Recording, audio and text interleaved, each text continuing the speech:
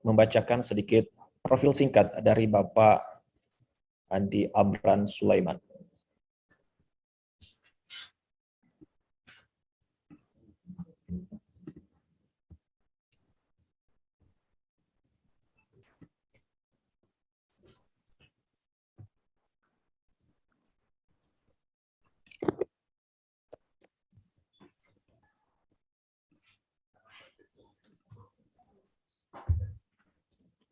Ya, jadi Bapak Dr. Insinyur Haji Andi Amran Sulaiman MP merupakan owner dari Tiran Group, yang tentunya kita ketahui bersama bahwa Pak Amran Sulaiman juga merupakan salah satu putra daerah Sulawesi Selatan yang sangat membanggakan tentunya. Dan beberapa pencapaian yang beliau torehkan. Dan sebelum itu kita lihat dulu tempat di mana beliau lahir, ya. Jadi Bapak Dr. Insinyur Haji Andi Amran Sulaiman MP lahir pada tanggal 27 April tahun 1968 di Bone, Sulawesi Selatan. Dan tentunya beliau dikenal sebagai pribadi yang jujur dan cerdas. Pak Andi Amran Sulaiman adalah putra ketiga dari 12 bersaudara. Ayahnya adalah veteran angkatan bersenjata Andi B. Sulaiman Dahlan Petalinta, dan ibu Pak Amran sendiri ialah Ibu Haja Andi Nur Hadi Petabau. Di balik sosok Andi Amran Sulaiman ada seorang wanita bernama Ibu Insinyur Haja Martati yang senantiasa mendampingi beliau. Dan dari pernikahannya, beliau kini telah dianugerahi 4 anak, yaitu Andi Amar Ma'ruf, Andi Atira, Andi Muhammad Anugrah, dan Andi Humaira. Untuk pendidikan formal sendiri, Pak Amran mulai dari S1, S2, dan S3 semuanya ditempuh di Universitas Hasanuddin Makassar. Dan tentunya yang sangat membanggakan di sini adalah pada saat beliau S1, beliau sudah mendapatkan hak paten Tiran 58 PS. Dan pada saat S2 beliau mencapai predikat summa cum laude, dan S3 mencapai predikat cum laude. Sementara beberapa kursus dan seminar yang beliau ikuti di berbagai daerah dan negara di dunia, termasuk di Singapura, Bangkok, Hong Kong, dan lain sebagainya.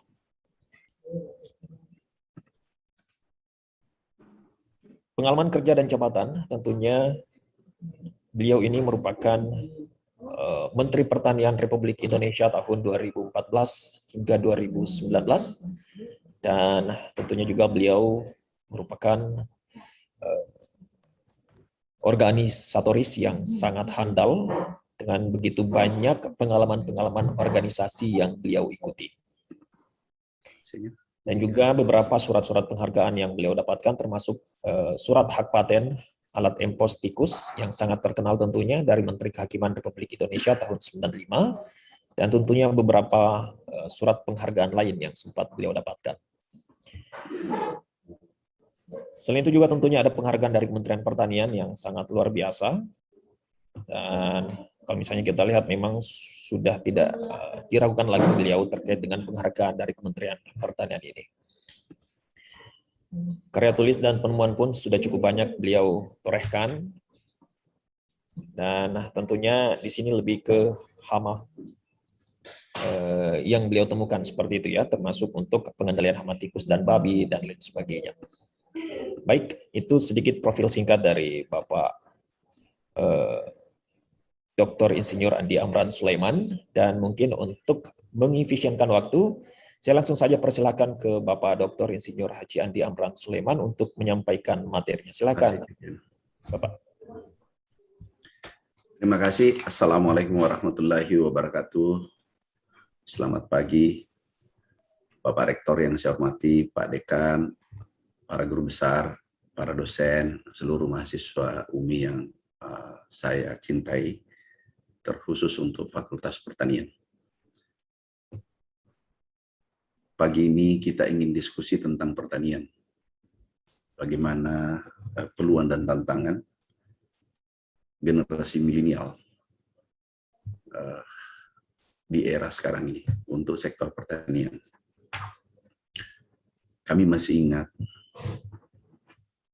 pada saat 2014 kami dilantik, yang terngiang di telinga kami adalah yang kami rasakan selama ini, pertanian itu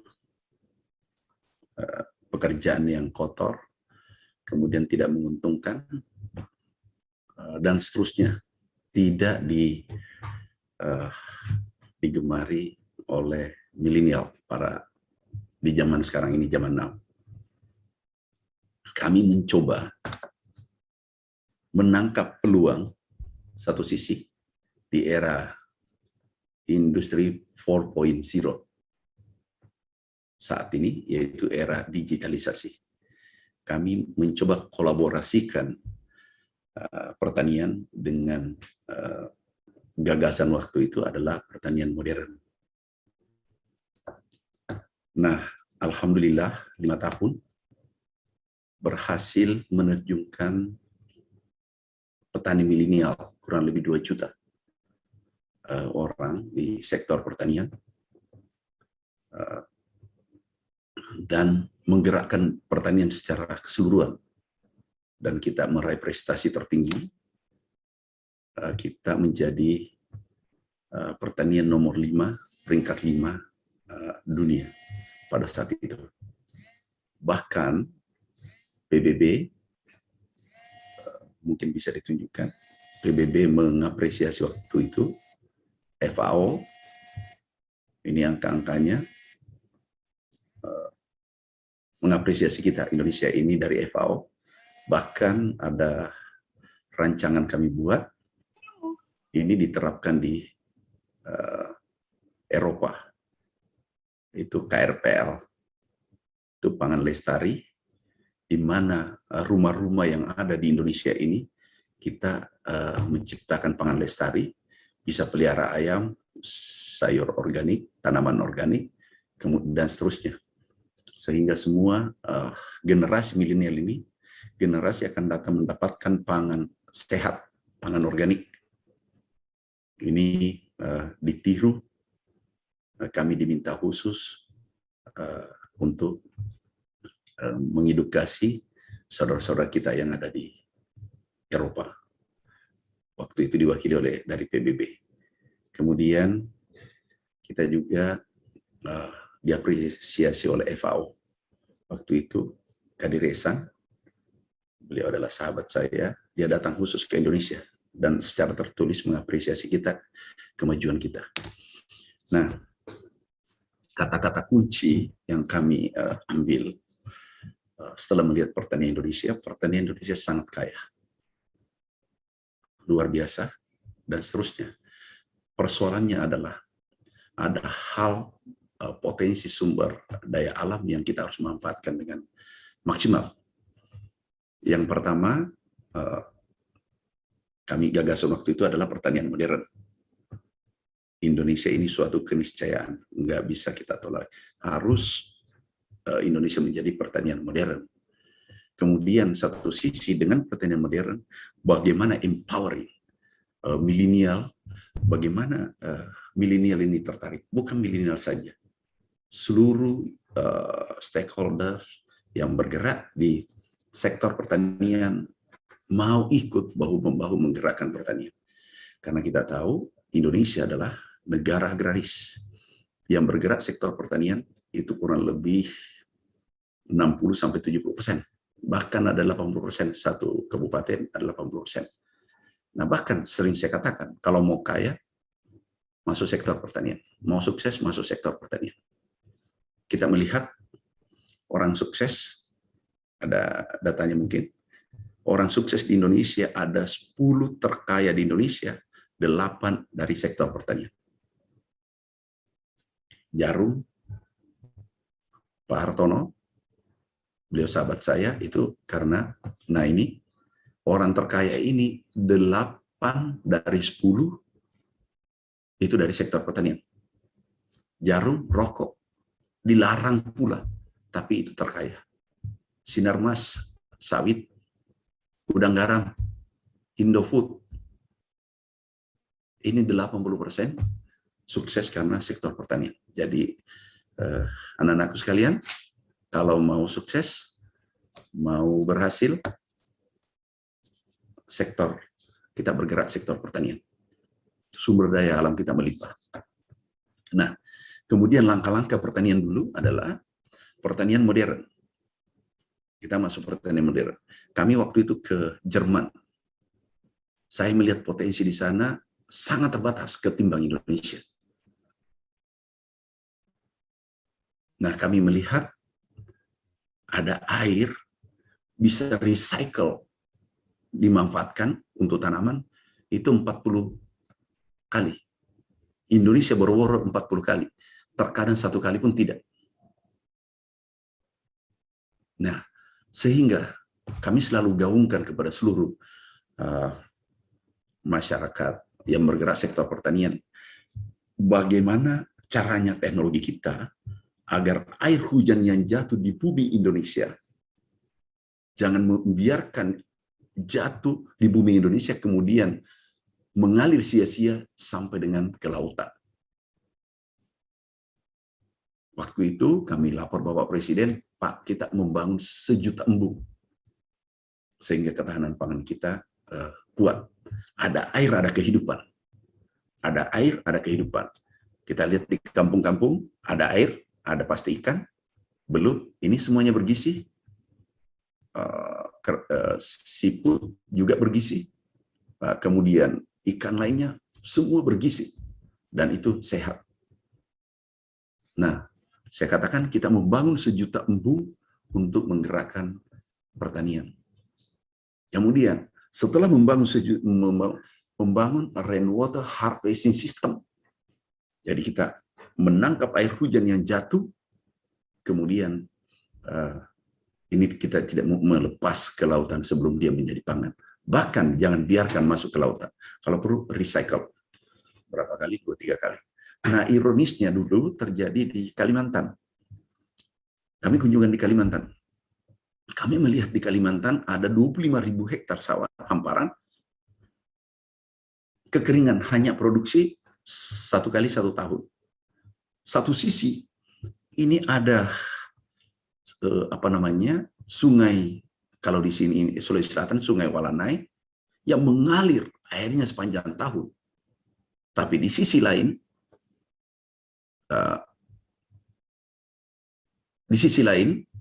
ini kekeringan, tapi ada air yang mengalir sepanjang tahun. Waktu itu langsung kami perintahkan, tolong adakan pompanisasi, alat mesin pertanian, combine harvester, lengkap kami turunkan. Yang terjadi dulu produksinya 2 ton, 3 ton, naik menjadi 8 ton, kemudian panennya 3 kali lipat, 3 kali, panennya, saya ulangi, hasilnya adalah dulu panennya 2 ton, karena bibit yang tidak unggul, setelah kita berikan bibit unggul, dia naik 8 ton, kemudian planting index-nya yang dulu tanam 1 kali, itu naik menjadi 3 kali, karena air tersedia setiap saat. Kemudian percepatan tanam, karena kita menggunakan alat tanam, kemudian panennya yang dulu bisa 1,5 bulan per hektar, tapi kita bisa menggunakan dengan 2 jam, karena menggunakan combine harvester. Kemudian tanam kita bisa menggunakan drone. Nah, mimpi saya adalah milenial bertani dari bawah pohon, bahkan dari rumahnya, bisa menyelesaikan sawah. Itu hanya men-setting dari rumah masing-masing. Itulah mimpi besar. Ini drone yang kami perkenalkan pertama di Indonesia, itu drone menanam padi. Dulu tanam padi sampai sakit pinggang. Nah, kami gunakan drone. Ini penebar benih, bibit.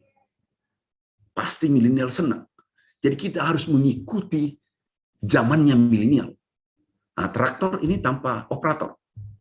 Kami minta, bahkan aku minta ada profesor waktu itu ada dengan dokter 1128. Aku katakan, Bapak Profesor, Bapak Dokter, silakan membuat inovasi baru sektor pertanian. Kita bergerak bersama, Ada yang mengatakan, Pak, aku takut gagal. Kalau Anda takut gagal, Anda tidak akan berbuat sampai di liang lahat.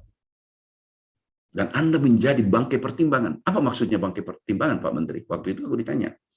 Bangkai pertimbangan maksudnya, Anda sampai menjadi bangkai, itu hanya menimbang persoalan, tapi tidak mengeksekusi. Nah, saya katakan, mari kita lihat mulai bibit, kemudian traktor yang digunakan, ini secara otomatis berjalan tanpa operator. Dan aku yakin inilah yang disenangi milenial sehingga bisa bergerak 2 juta petani-petani milenial di seluruh Nusantara. Kemudian alat tanamnya kita lihat, drone-nya, alat panen kita bisa lihat. Nah, ini alat panen yang digunakan. Dulu panen butuh 2 minggu per hektar, saat ini bisa hanya 2 jam. Dan kita bisa menghemat anggaran 316 triliun per tahun, petani-petani kita. Intinya, kata kunci untuk petani Indonesia, milenial maupun orang tua dan seterusnya, adalah beri kesempatan untung, pasti dia bergerak sendiri. Nggak usah kita beri penyuluhan, tetapi beri kesempatan untung. Caranya memberi keuntungan adalah, yang pertama, menggunakan teknologi yang unggul seperti padi. Padi bisa produksi 10 ton. Kemudian planting index-nya harus 3 kali. Jadi pendapatannya 3 kali per tahun. Kemudian produktivitasnya naik 2 kali lipat. Dengan teknologi ada namanya jejar Lego dan seterusnya. Kemudian milenial pasti senang kalau mereka hanya dari bawah pohon, bahkan dari rumahnya memerintahkan seluruh peralatan ke kebun, bahkan sampai membawa pulang dengan sistem GPS seperti yang kita lihat tadi, gambar tadi. Nggak ada yang tidak bisa, tidak ada yang mustahil, yang ada adalah sulit. Kalau milenial ini bergerak, anak-anak muda ini bergerak, ini bisa menggegerkan Indonesia, dan kita bisa menjadi negara lumbung pangan dunia yang kami rancang sampai 2000 nanti, pada tahun 2024. Kami sudah buat rancangannya, bukunya kami buat. 2045 Indonesia menjadi lumbung pangan dunia. Potensi kita luar biasa. Kita bandingkan Ethiopia. Ethiopia dulu identik dengan negara lapar. Sekarang ini mereka sudah masuk 10 besar. Padahal sumber dayanya terbatas. Persoalannya, kalau ada yang bahasa Bugis, makutu-kutu cedek. Terjemahkan nanti kalau ada yang tidak tahu bahasa Bugis. Makutu, matan resiri, mapeti, dan sempurna. Dan bahkan saya katakan, di setiap saat, kalau mau berhasil, jangan biarkan matahari mengena, jangan biarkan kamu kena matahari siang matahari di rumah. Artinya apa? Setelah sholat subuh, bagi muslim, tinggalkan rumah. Dan kalau pulang jam 11 malam, pasti berhasil. Pasti berhasil. Sektor pertanian sangat menjanjikan. Ada sapi, bahkan ada sapi 5:1. Satu sapi yang kami hasilkan, sapi unggul, dulu namanya, saya beri nama Gatot Kaca. Nah, ini sapi. Sapi bobotnya 2 ton. Kalau sapi Sulawesi Selatan, bobotnya 300 kilo. Ini pantaknya aja itu 30 kilo. Nah, ini baru umur 8 bulan. Itu 2 ton. Kami mendapatkan waktu itu, waktu kami ke Belanda, melihat bibit ini, melihat perusahaan ini, kami beli semen beku. Semen beku, maaf, kalau dalam bahasa biasa umum adalah spermanya. Kami beli itu 20 miliar. Dirjen saya mengatakan, Pak Menteri kok mahal banget, 20 miliar. Saya katakan, Pak Dirjen, aku menterinya, Anda menerima instruksi, aku yang memberi instruksi. Menterinya yang bertanggung jawab. Sperma ini kami bawa, semen beku ke Indonesia, kami mencoba, ternyata alhamdulillah berhasil, dan sekarang sudah berkembang. Itu beratnya 2 ton. Umur 2 tahun, beratnya 2 ton. Baru lahir, beratnya 60 kilo. Nah, teknologi semacam ini, bayangkan, ini kalau tidak salah kemarin itu 200 juta. penawarannya di Jawa Timur. Karena ada 5 ekor kami di Sulawesi Selatan sudah ada di Maros kalau tidak salah. Kami kirim sebar di seluruh Indonesia, Sumatera, Jawa, Kalimantan, dan Sulawesi. Nah, ini kan menarik. 5 ekor dipelihara. Itu sudah 1 miliar 2 tahun. 1 miliar kalau dibagi, katakanlah 1 miliar dibagi 500 juta, ya mungkin 30 juta. Kalah gaji menteri itu. Hanya di rumah beternak 5 ekor sapi. Itu bisa mendapatkan 30 juta per hari. Per bulan. Kalah gaji menteri. Daripada capek-capek menjadi bupati, kalah gaji bupati. Pertanyaan sangat menjanjikan. Persoalannya mau apa tidak. Negara-negara lain, Australia, konglomerat itu dari sektor pertanian. Thailand, sekarang Vietnam bergerak begitu cepat. Itu dari sektor pertanian. Intinya, bagaimana kita bertani dengan cerdas, pertanian itu menguntungkan. Anak-anakku sekalian, yang sulit adalah dalam hidup kalau tidak bisa menaklukkan diri. Yang saya maksud menaklukkan keraguan kita. Nah, itu yang paling sulit. Kemudian yang paling sulit juga kalau kita tidak mampu merubah habit kita. Nah, kalau Anda mau berhasil, pertama mau, kemudian yakin, kalau sudah yakin, action. Kalau sudah action, persisten, insya Allah berhasil. Nah, anak-anakku sekalian, di saat umur seperti kalian, bisa lihat foto saya. Ini aku tunjukkan foto saya. Nih, ini foto saya kelihatan menyedihkan. Kasurnya berjamur, obat nyamuk, ranjangnya ini adalah pemberian dari teman. Baju ini bukan karena bajingan, tapi memang pemberian begitu adanya. Kami pakai, bantalnya kelihatan jamuran. Tapi aku camkan, aku boleh lahir dalam keadaan miskin, tapi jangan aku mati dalam keadaan miskin pula. Jangan aku dikubur dalam keadaan miskin, karena itu adalah salah saya. Nah, setelah berproses 7 tahun, kita bisa lihat, alhamdulillah kami di kantor ini, kita tetangga Umi, bisa menjadi 7 tahun sampai 10 tahun menjelma. Ada kantor dulu, gubuk kecil. Ini kita lihat. Nah, ini kantor kami dulu. Harganya Rp200.000. Sekarang pindah ke kantor sampingnya Umi, kita tetangga. Jadi Umi adalah saudara kita bersaudara. Nah, ini sampai 2004. Dari gubuk tadi bisa menjadi. Jadi, kalau kita lihat kejadian ini, almost impossible. Tetapi harus ada mau dan keyakinan yang kuat. Yakin ini ada 3 tingkatan. Kita harus masuk ke hakul yakin. Ada ainul yakin, ilmu yakin, hakul yakin. Kalau kita yakin, insya Allah berhasil. Dan semua fakultas, ini fakultas pertanian. Benar. Semua fakultas pertanian itu memenuhi syarat. Dari Umi memenuhi syarat untuk sukses. Kenapa? Kita lihat konglomerat dunia. Steve Jobs, Mark Zuckerberg, itu drop out. Ini dua-dua drop out. Kemudian Richard Branson, yang Virgin, yang konglomerat juga. Ini hanya tak SD SMP.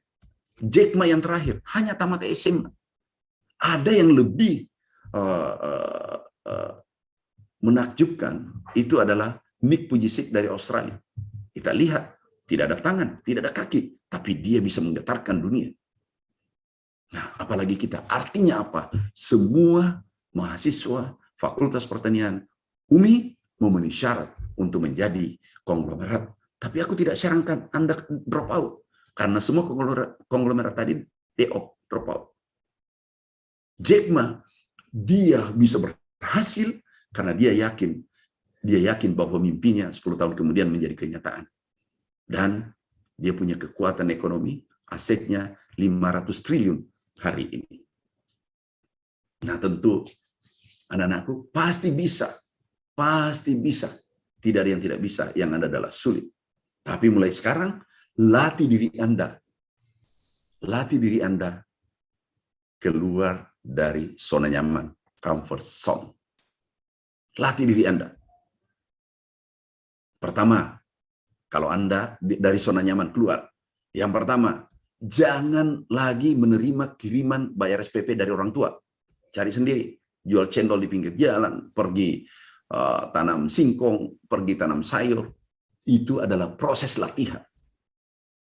Nah, terkadang kita gengsi. Mungkin Anda tersenyum. Ini masalah besar nih. Aku jual cendol di pinggir jalan. Bisa aku diputuskan pacar saya.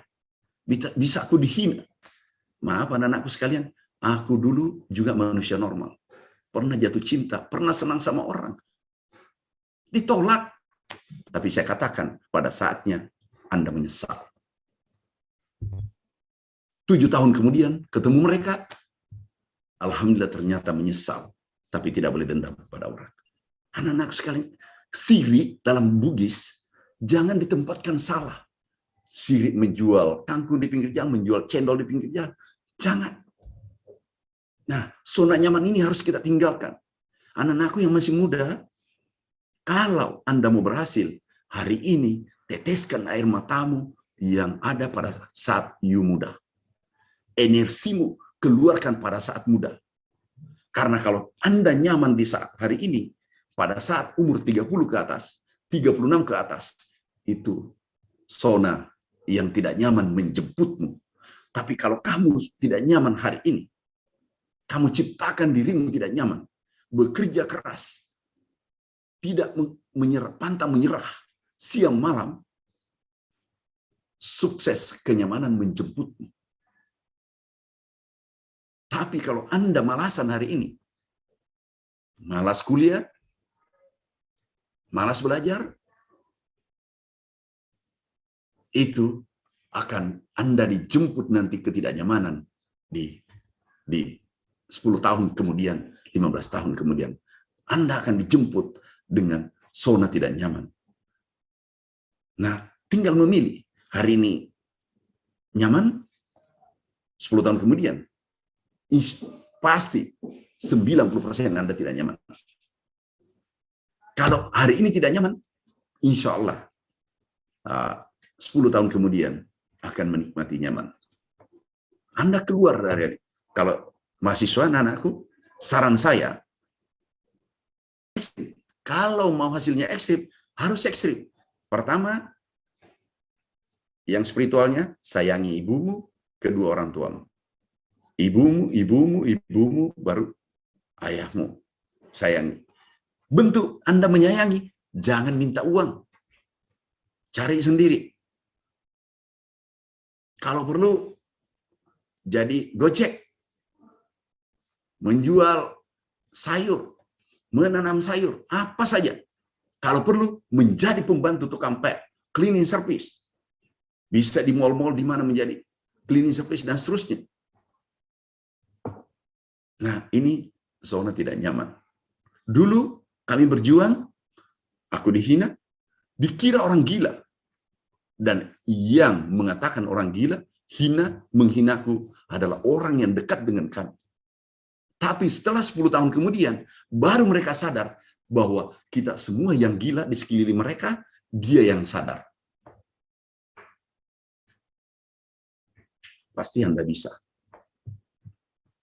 Nah, bergerak sektor pertanian, aku sudah sampaikan tadi, lahan kita Indonesia subur, lahan kita luas, mau sukses, masuk sektor pertanian, bergerak dengan teknologi modern yang saya sampaikan tadi. Nah, kalau nanti anak-anakku, persiapkan dari sekarang, kalau masih semester, ini semester berapa nih? Semester awal, kalau Anda masih semester 3-4, belajar dengan baik. Belajar dengan baik. Kami sekarang ini, setelah tidak menteri lagi, kami membaca buku, dan itu biasanya 5-10 jam per hari. Kami tetap membaca buku. Apa yang terjadi di belahan dunia? Nah, kalau mahasiswa mau dapat IP 4, gampang.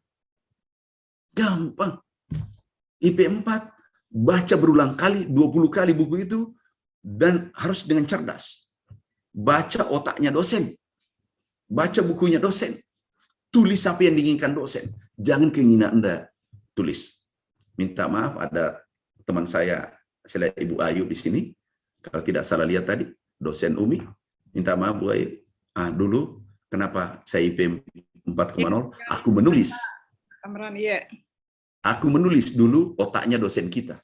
Aku nggak menulis. Aku tidak mau tulis otaknya Einstein. Enggak. Ya.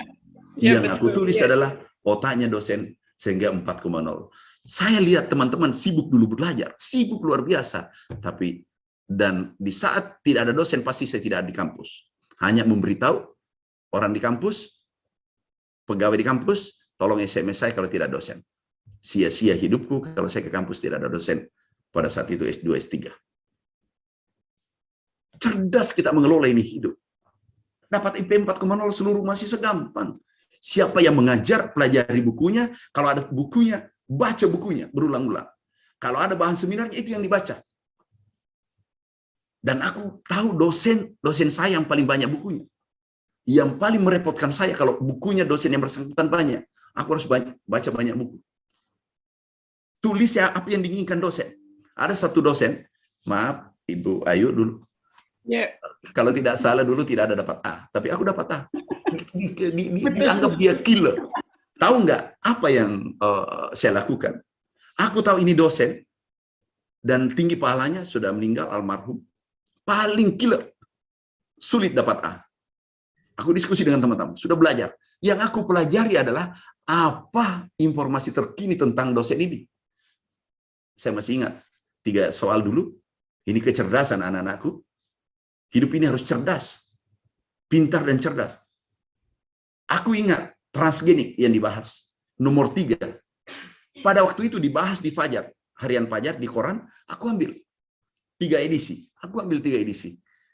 Begitu ujian, 3 edisi ini masuk, nomor 3. Dan ini lagi senangnya mengatakan pertanian, apa istilahnya itu? Transgenik. Nah, yang aku tulis, karena ini transgenik dulu, itu adalah kontraproduktif. Dengan kondisi banyak yang kritik dan seterusnya. Teman-teman saya, aku tulis sesuai yang diinginkan dosennya. Dan nomor 3 aku jadikan nomor 1. Aku tulis 3 edisi yang keluar dari harian Fajar. Persis apa yang diucapkan. Kemudian nomor 2, nomor 3 itu biasa-biasa. Terus aku tanya teman-teman waktu itu, Bu Ayu. Saya tanya, Anda tulis apa tadi nomor 3? Wah, itu nggak benar, itu transgenik kapas di genik itu nggak benar. Saya bilang, kamu C. Paling tinggi B. Dia bilang, wah, kenapa kau tentukan? Saya bilang, lihat aja kalau keluar nanti nilai. Bagaimana kau tulis yang bertentangan dengan diinginkan dosennya? Pasti dapat B atau C. Aku tulis yang diinginkan dosennya. Persoalan berdebat nanti setelah setelah saya jadi menteri, saya undang. Ayo kita berdebat. Waktu itu, aku harus dapat A dulu. Yang penting sudah dapat A. Setelah aku jadi menteri, aku undang diskusi. Ayo kita diskusi. Yang benar seperti ini yang saya pikirkan. Yang pernah saya temui. Nah, anak-anakku belajar 10 jam minimal. Kalau bisa 20 jam. IP 4,0 nggak sulit. Apa yang diucapkan dosen ikuti. Syukur-syukur cari bukunya dosen itu karangannya. Cari buku yang dikeluarkan, kemudian cari buku seminar. Pasti berhasil. Nah, kalau IP sudah keluar IP 4,0 S1, terus pasti Anda syaratnya memenuhi konglomerat itu sudah terpenuhi. Jack Ma hanya SMA, Mark Zuckerberg drop out, Steve Jobs drop out, Anda tidak drop out. Kalau kami dilihat dari background, nggak ada keluarga pejabat. Ibu Ayu itu dulu bosku, dia anak pejabat. Ada juga Ibu Wati, kalau tidak salah ikut tadi. Nggak tahu di mana ikut dosen. Hadir, Pak. Itu bosku juga. itu bosku juga itu. Nah, Teman baik, tak? Ya, itu bosku semua. Tapi aku katakan, pada saatnya aku goncang ini Indonesia. Dan begitu jadi menteri, saya katakan, ya Allah, kesempatan pena ini saya manfaatkan, gunakan di jalan yang benar. Sahabat, waktu S2 sama-sama cum laude. Iya, alhamdulillah. Nah, sekarang Ibu Wati aja ditanya cum laude, bagaimana IP 4 gampang. Apa yang dikatakan dosen? Nah, anak-anak sekalian yang milenial mau jadi pengusaha sektor pertanian harus melatih dari sekarang sektor bisnisnya, sektor budidayanya. Mau berhasil gampang, ambil tanah. Kalau mau mendapatkan hasil, ambil tanah 1 meter kali 2 meter, pelihara ikan lele, selesai. Dan itu bisa menghasilkan puluhan juta per bulan. Persoalannya mau apa tidak? Kita ini tidak yakin pada diri kita. Harus merubah habit. Jadi, apa ya? Change your habit. You can change the world. Kamu merubah kebiasaanmu, itu akan kamu rubah ini dunia. Nah, kalau Anda sudah berubah mindset, berubah pola pikir, apa yang Anda pikirkan, itu tindakan Anda. Begitu menjadi tindakan, itu menjadi kebiasaan, habit. Begitu menjadi habit, itu menjadi karakter Anda. Begitu menjadi karakter, insya Allah itu menjadi takdir Anda. Nah, kalau Anda tidak merubah karakter Anda, enggak bisa berubah. Anda kuliah S1, S2, S3, S4, enggak. Dari perguruan tinggi, enggak berhasil. Kalau Anda tidak merubah pola pikir, mindset, ini enggak gampang. Karena strukturnya orang, tangga-tangganya orang berhasil. Jadi, tangganya ada manusia umum, the world of common day. Jadi manusia umum ini 90% berada di garis ini. Kemudian the call to adventure. Jadi ada panggilan jiwa untuk petualangan. Oke, semua orang mau berpetualangan, mau berhasil. Oke, berikutnya the refusal of the call. Menolak panggilan jiwa itu. Dan itu berbagai macam. Bisa environment, lingkungan Anda menolak. Yang biasa menolak kita, yang biasa kita menjadi demotivasi. Teman-teman kita, nggak usah lebay, nggak usah kamu lebih baik pergi nongki-nongki, istilah anak sekarang. Sudahlah, nggak usah ke sana, nggak usah kerja keras, nggak usah kamu terlalu ambisius. Itu adalah setan. Ingat, ia mempengaruhi kita, menolak untuk kita berpetualangan. Itu adalah lingkungan kita. Dan yang terdekat biasanya adalah saudara-saudara kita. Tapi jangan bilangi mereka setan. Nggak boleh. Dia mempengaruhi kita. Jangan. Aku dulu dikatakan, ini aku dengar langsung, saudara kita ini mulai gila. Yang kedua, kok kuliah, kerja juga. Cukup kamu kuliah dulu. Macam-macam. Kenapa? Kami tinggal di kos-kosan. Hidup pas-pasan.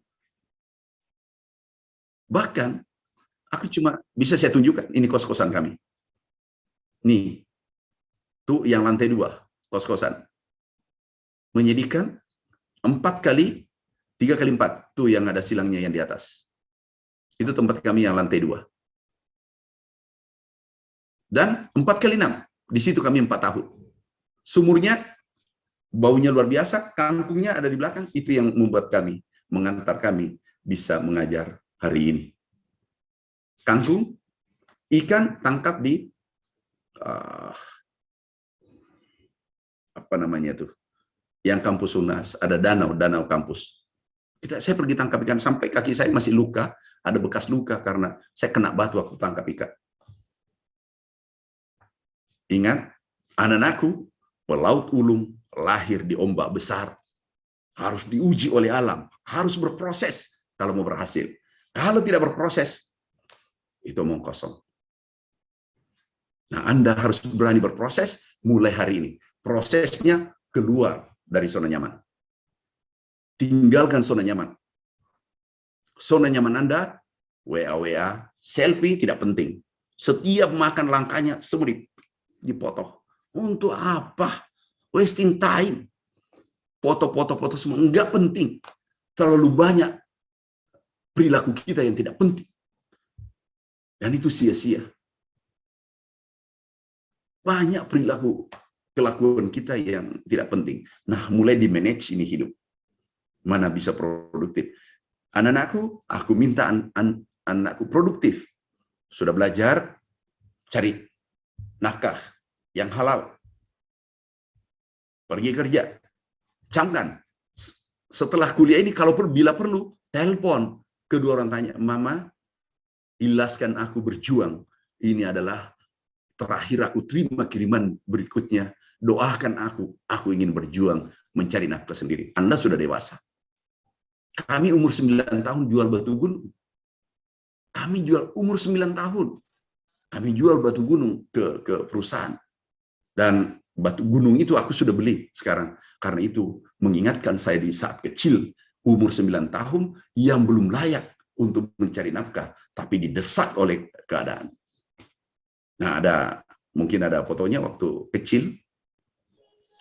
Nah, apalagi Anda sudah mahasiswa, mencari uang dengan cara halal. Banyak. Nah, ini PLT Gubernur yang kecil tuh, dia anak ke-11. Kami yang ketiga, yang duduk. Nah, ada yang tidak pakai baju, bukan karena itu model, gaya, tetapi memang baju kurang. Biasa kita gantian baju, karena 12 bersaudara. Nah, kita ditempa alam begitu tanda petik gersang. Insya Allah kita menjadi petarung. Anak-anakku, yang saya cintai, harusnya nanti kita harus diskusi. Kami membangun AAS Foundation. Itu nanti yang kami ingin melatih. Ini kan antara UMI dengan Tiran Group. Kita sudah sepakat dengan Pak Rektor, Pak Dekan, kita diskusi. Saya katakan kemarin waktu ketemu Pak Rektor, Pak Dekan, ayo kita bangkitkan ini generasi muda. Kalau kita bisa bangkitkan 1.000 orang dari UMI, 1.000 orang yang berkarakter, yang bisa membongkar laci dunia, itu lebih dari apa yang dikatakan Bung Karno. Bung Karno mengatakan, berikan aku 1.000 orang tua, aku bisa mengangkat Gunung Semeru dengan akar-akarnya. Tapi berikan aku pemuda 10 aja diminta, itu dunia akan kugoncang. Kalau ada dari UMI 1.000 dengan langkah yang sama, kita bangun karakternya mereka 1.000 aja. Seperti apa ini Indonesia? UMI, Fakultas Pertanian UMI bisa menjadi rujukan Indonesia bahkan dunia. Tapi kita harus ada sepakat bersama, sama-sama mau. Kita merubah pola pikir, pola kerja, semua pola lingkungan, budaya kerja, kita rombak bersama-sama. Kalau enggak, kita tidak akan bisa membuat suatu lompatan yang lebih tinggi, seperti cita-cita presiden pertama kita.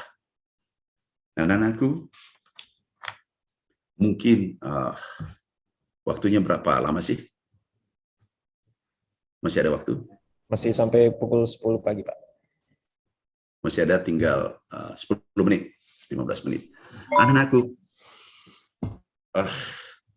saya sarankan. Biar 3 jam lagi, nggak bosan nih, Pak. Terus, Pak. Saya sarankan anak-anakku, menyesallah hari ini sebelum hari tua menjemputmu. Aku minta menyesallah hari ini. Kemudian keluarlah dari zona nyaman. Setelah itu, tekadkan diri, rubah pola pikirnya. Bahwa aku harus sukses. Sukses mau jadi dosen, boleh. Mau jadi pengusaha, boleh. Mau jadi gubernur, menjadi menteri, menjadi presiden, boleh. Rancang dari sekarang. Itu tidak bisa terjadi tiba-tiba. Nah, kita, Umi pasti mempelajari semua. Surah Ar-Ra'd ayat 11. Tidak akan berubah keadaan suatu kaum kalau bukan, keadaan suatu kaum, bukan nasib yang aku baca, keadaan suatu kaum kalau bukan kita sendiri yang merubahnya. Itu Allah yang mengatakan.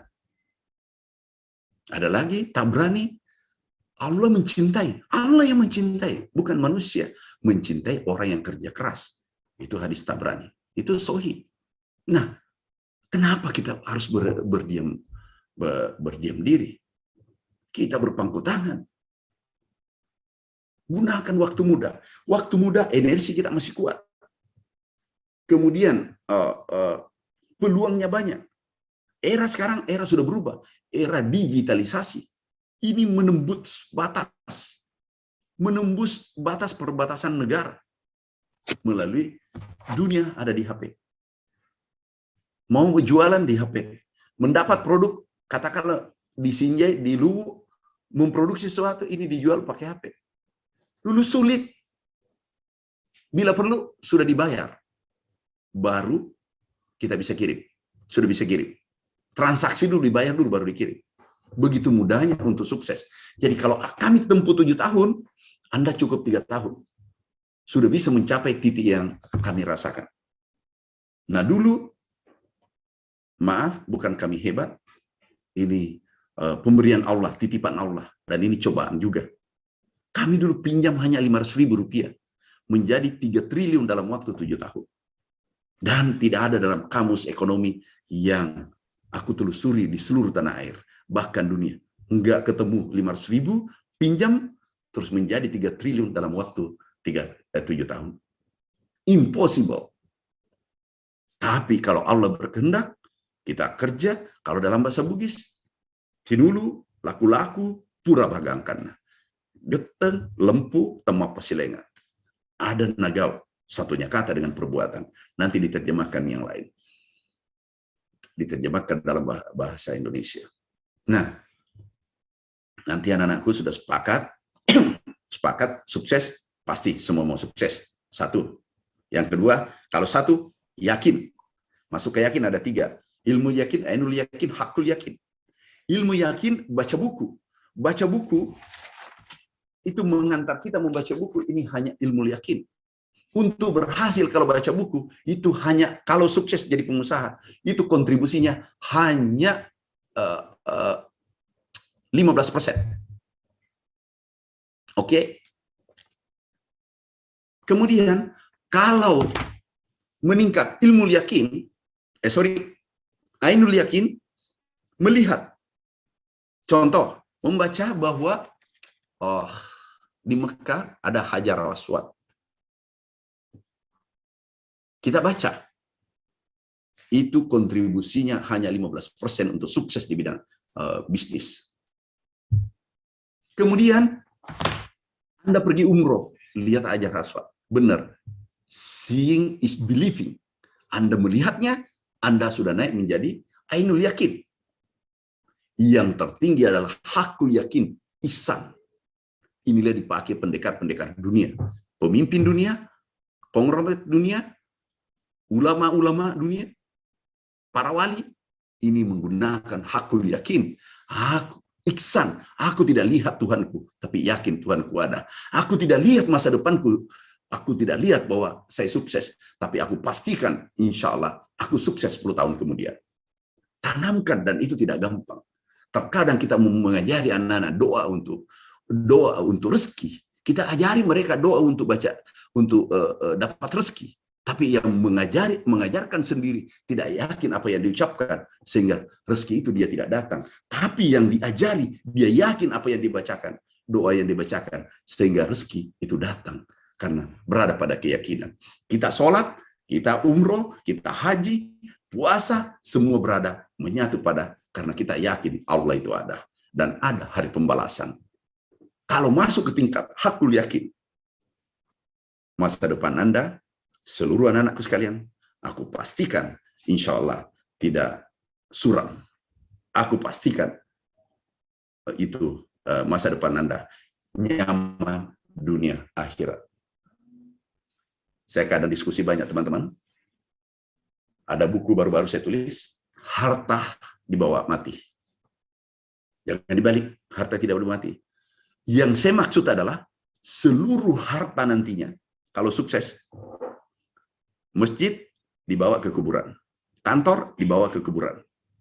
Semua harta yang kita tinggalkan, amalannya dikirim ke kuburan, dan dia itu menjadi penerang di kuburan. Kalau mengatakan meninggal, nanti yang dibawa hanya kaci, itu membuat demotivasi kepada generasi muda. Bahkan ada yang mengatakan, andaikan bisa aku meninggal masuk surga hari ini dengan besok, tidak ada bedanya, lebih baik hari ini. Tapi kalau kita mengatakan kalimat positif kita keluarkan, harta dibawa mati, seluruh yang kita tinggalkan digunakan anak cucu, digunakan orang yang kantor, kemudian masjid yang kita tinggalkan, kemudian jalan yang kita bangun, kemudian perkebunan.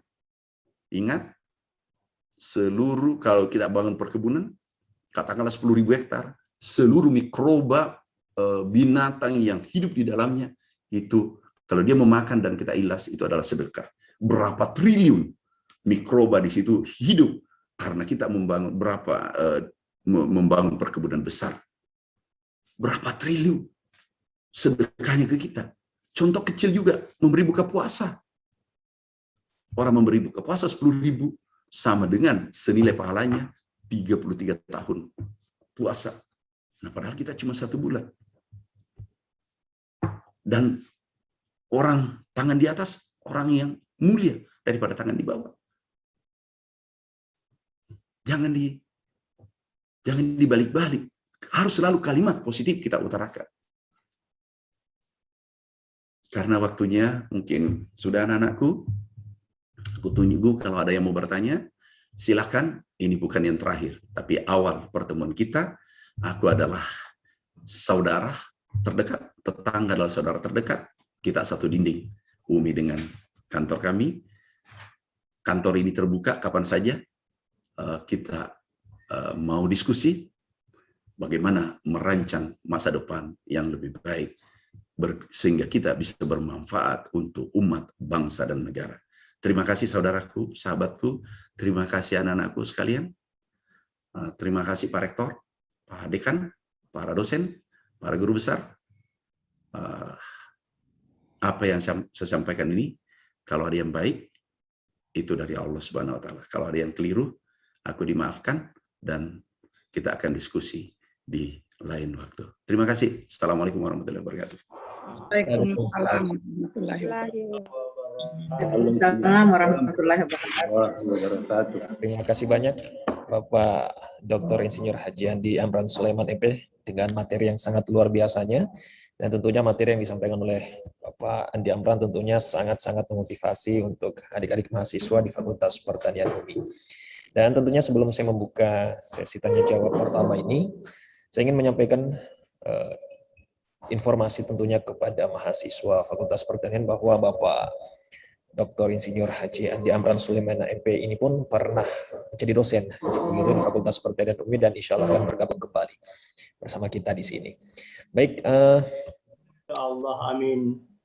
Ya, baik, untuk sesi yang pertama ini saya akan buka 3 pertanyaan untuk mahasiswa. Mungkin kalau misalnya ada yang ingin ditanyakan, silakan raise hand dan akan saya sebutkan namanya. Baik, sudah ada 1 orang, mungkin yang lain masih ada yang ingin bertanya. Dan mungkin dari Bapak Ibu dosen pun masih ada juga yang ingin ditanyakan, silahkan. Kita akan buka 3 pertanyaan untuk di sesi yang pertama. Baik, mungkin langsung saja di sini sudah ada mahasiswa kita, Abdul Akbar, yang raise hand. Mungkin langsung saja saya persilahkan. Bismillahirrahmanirrahim. Assalamualaikum warahmatullahi wabarakatuh.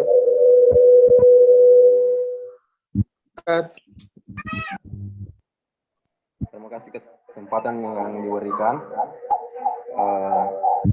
Perkenalkan, nama saya Abdul Akbar, program studi agroteknologi, Fakultas Pertanian Universitas Muslim Indonesia.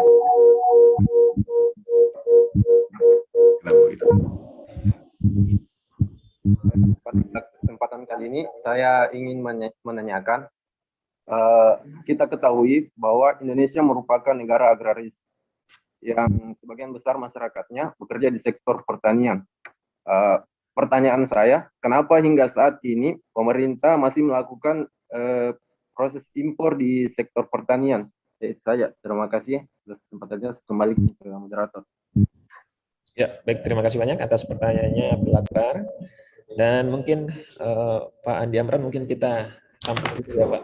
Ini masih ada satu orang lagi yang sudah raise hand. Saya persilakan untuk Muhammad Hamdi Bahtiar. Silakan dengan pertanyaannya.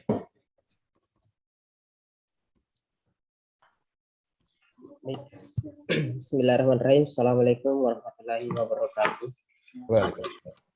Baik, atas kesempatan yang telah diberikan, saya ingin bertanya, menurut Pak Amran, berdasarkan kondisi pertanian saat ini secara linear, tahun berapakah presisi pertanian dapat diterapkan secara optimal di Indonesia? Terima kasih atas kesempatan telah diberikan. Saya kembalikan ke moderator. Ya, baik. Terima kasih banyak atas pertanyaannya. Dan mungkin 3 dulu ya, Pak ya, kita buka untuk di sesi pertama. Di sini ada juga Nasrullah. Pertanyaan ketiga mungkin dari Nasrullah. Silakan Nasrullah. Baiklah, terima kasih atas kesempatan diberikan. Assalamualaikum warahmatullahi wabarakatuh. Waalaikumsalam warahmatullahi wabarakatuh. Perkenalkan Pak, saya Nasrullah, lahir di Sulbar. Mengenai hal-hal perubahan ke depan, potensi yang di Sulbar yang saya lihat adalah khusus pertanian ada pada kelapa. Di sini saya melihat itu kokopit atau sabut kelapa. Pertanyaan saya Pak, bagaimana cara belajar hal tentang ekspor impor mengenai potensi sabut kelapa tersebut? Sebab negara tetangga bahkan membutuhkan hal-hal seperti ini.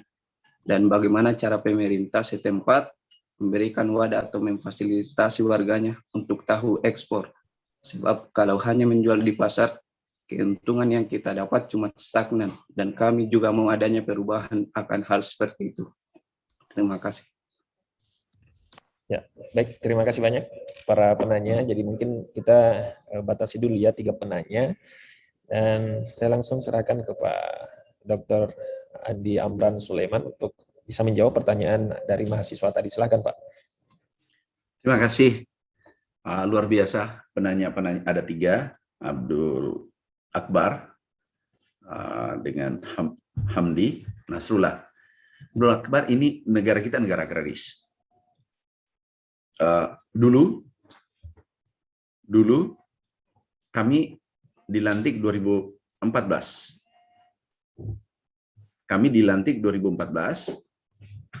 Kami langsung canangkan bagaimana tidak impor pangan strategis. Di 2015 terjadi El Nino terbesar sepanjang sejarah. Kalau tidak kita melakukan optimalisasi sektor pertanian, kita bisa kelaparan waktu itu. Kita hitung harusnya impor 16 juta ton. Tetapi pada saat itu kita impor hanya 1 juta ton. Tahun berikutnya, 2016 tidak ada impor. Yang adalah ini yang biasa dipolemikan oleh pengamat, karena biasa ada pengamat merangkap juga, merangkap ada afiliasi dengan importir. Ini limpasan dari 2015. Jadi secara rekomendasi 2016 tidak ada impor, 2017 ada impor, tidak ada impor, 2018 ada impor karena persiapan pemilu, 2019 tidak ada impor, 2020 tidak ada impor, sampai ini tidak ada impor. Dan itu adalah sejarah baru untuk Indonesia. Dulu Pak Harto mendapat penghargaan dari FAO, Indonesia Swasembada Pangan. Pada saat itu masih mengimpor 404 tahun 1984. Indonesia masih mengimpor 414.000 ton. Yang dikatakan swasembada adalah jika impornya 10%. Ingat, penduduknya pada saat itu 100 juta lebih. Di saat kami ditakdirkan, itu 200 juta lebih. Artinya 2 kali lipat. Tetapi tidak ada impor beras medium. Hati-hati. Kalau yang dibaca BPS itu bukan beras medium. Biasanya ada impor beras khusus untuk penyakit diabetes dan seterusnya. Tapi tidak ada impor selama kami ditakdirkan 3 tahun, tidak ada impor beras. Dulu satu tahun saja kita swasembada tahun 84 oleh Pak Harto, penduduk masih 100 juta lebih, tapi kita ada impor, itu pun diapresiasi, swasembada diakui oleh dunia. Kita di 2016, 2016, 2017, 2019, 2020, 2021 tidak ada impor. Ini sudah tahun kelima dan itu diakui dunia.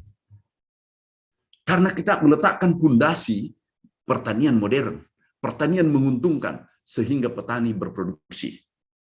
Kita rancang, coba tunjukkan rancangan kami dan ada bukunya.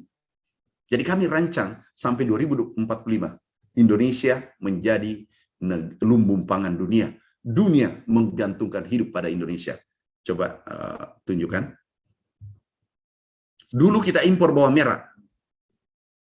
Impor jagung.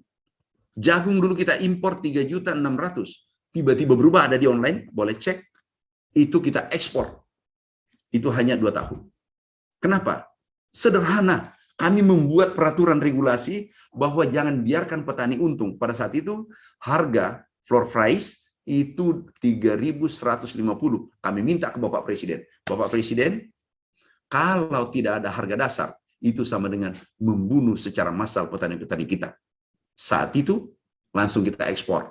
Ini bawang merah dalam sejarah kita ekspor. Tapi uniknya Indonesia, kalau ada berita bagus, itu tidak terekspos dengan bagus. Tapi kalau ada berita yang kurang baik, itu yang terekspos dengan baik. Ini budaya yang harus dirubah. Kalau ada bermasalah, ini cepat viral ke seluruh Nusantara. Tetapi kalau ada kebaikan yang dilakukan di Republik ini, itu sulit tembus sampai ke desa-desa bahwa Indonesia sudah berbuat. Boleh kita lihat, coba ekspor jagung. Dulu kita impor. Rata-rata 10 triliun per tahun. Kita rubah dalam 2 tahun menjadi ekspor. Coba tunjukkan tadi petanya, peta jalan.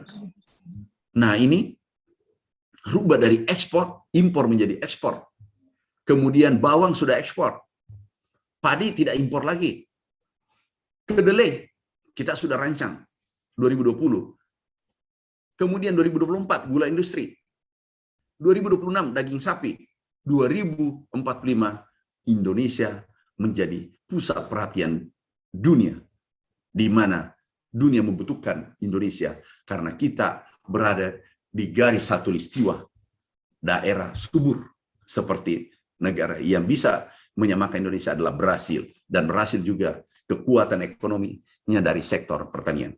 Nah, saya mimpikan seperti ini. Bukunya kami buat semua. Satu persatu kami selesaikan. Dan berdasarkan kami menyelesaikan persoalan ini berdasarkan keunggulan komparatif advantages suatu daerah. Contoh Sulawesi Selatan beras, sapi. NTB, NTT sapi.